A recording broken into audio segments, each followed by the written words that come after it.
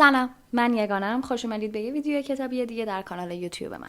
امروز قراره درباره یک کتابی حرف بزنم که راحت خونده نمیشه، نه به خاطر پیچیدگی، به خاطر اینکه روحت رو قطعا اذیت میکنه و سوالهایی رو توی ذهنت ایجاد میکنه که باعث ناراحت شدنت میشه و مجبورت میکنه به مفاهیمی مثل قدرت، سرکوب، آزادی و اطاعت که کم فکر کنی. کتاب حصار و سگ‌های پدرم نوشته شیرزاد حسن، روایتی از خشونت پنهان شده پشت واژه پدر و اینکه آزادی فقط شکستن دیوارها نیست. این کتاب روایت یک خونه است، خونه‌ای که توی اون پدر قانونه و پدری مستبد، زورگو و خودرأی با خوی دیکتاتورانه نه تنها رفتار بلکه فکر کردن رو هم توی اون خونه ممنوع کرده.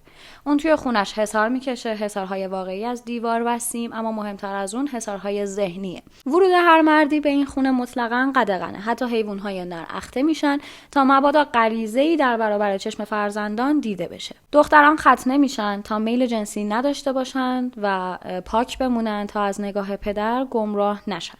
اما تو تناقضی هولناک خود پدر کاملا آزاده. اون میتونه هر تعداد زنی رو که میخواد پیش خودش داشته باشه، چه از نظر شرعی و چه از نظر غیر شرعی. هوسباز افراطیه و بی حد و مرزه. ازدواج فرزندان، چه دختر باشه چه پسر، مطلقاً ممنوعه. حتی فکر کردن یا حتی خواب دیدن، رویای عشق و از این قبیل مسائل جرم محسوب میشه توی این خانواده از نظر پدرشون. اما توی قسمتی از کتاب صبر همسران و فرزندانش بالاخره لبریز میشه و اونها پسر بزرگتر رو وادار میکنن تا دست به کاری بزنه که همیشه بزرگترین گناه دونسته شده، یعنی پدرکشی.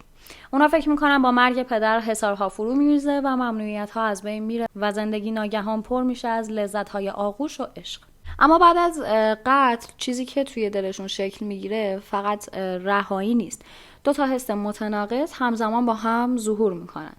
عشق به پسر بزرگتر، چون جون کسی رو گرفته که جونشون رو سالها مکیده بوده، و نفرت از همون پسر به خاطر اینکه پدر رو کشته. حتی اگر اون پدر خونخوارترین و فاسدترین انسان باشه، پدرکشی همچنان لکه‌ای پاک نشدنیه.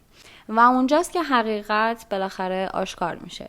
حصار واقعی اون دیوارهای بلند اطراف خونه نبوده، حصار توی ذهن اونها بوده. اونها عادت کرده بودن به اطاعت کردن و به اینکه همیشه یکی باشه که به اونها امر و نهی کنه، مثل چوپانی که یه گله رو میرونه و حالا که چوپان نیست نمیدونن با اون آزادی باید چی کار کنن، یعنی صرفا بلد نیستن از اون آزادی به چه صورت استفاده کنن. آزادی رو بلد نبودن و مرز بین افراط و تفریط رو نمیشناختن و بعد از مرگ پدر یکی یکی رو به تباهی میرفتن. اما این تباهی رو به نفرین پدرکشی نسبت میدن، نه به ناتوانی خودشون توی زیستن آزادانه. در نهایت به گریه روی قبر پدر میرسن برای طلب بخشش، برای رهایی از این ابتذال و حتی تا اونجا پیش میرن که آرزوی بازگشت به همون شرایط قبل رو دارن.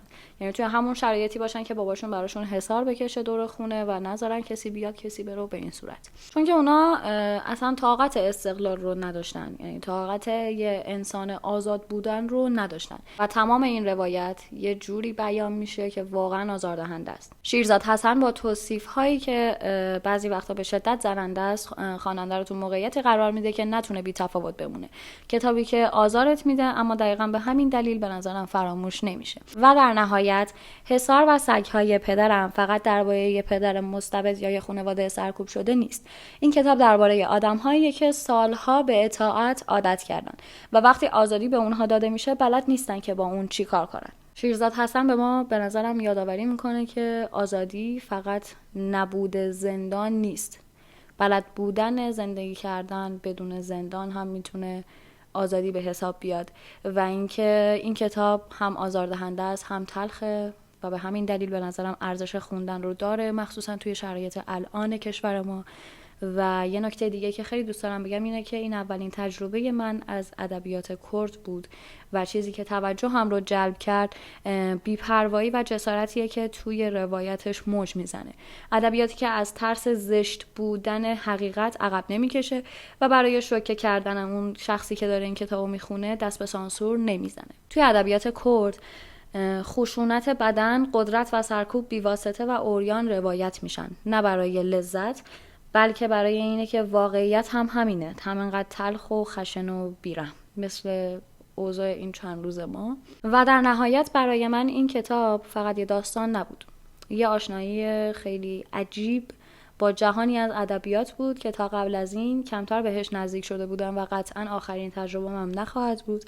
و اینکه اگر شما این کتابو خوندید دوست دارم که توی کامنت ها بهم بگید نظرتون درباره این کتاب چی بوده و اینکه آیا حصار واقعی واقعا کجاست، بیرونه یا توی ذهن ماست.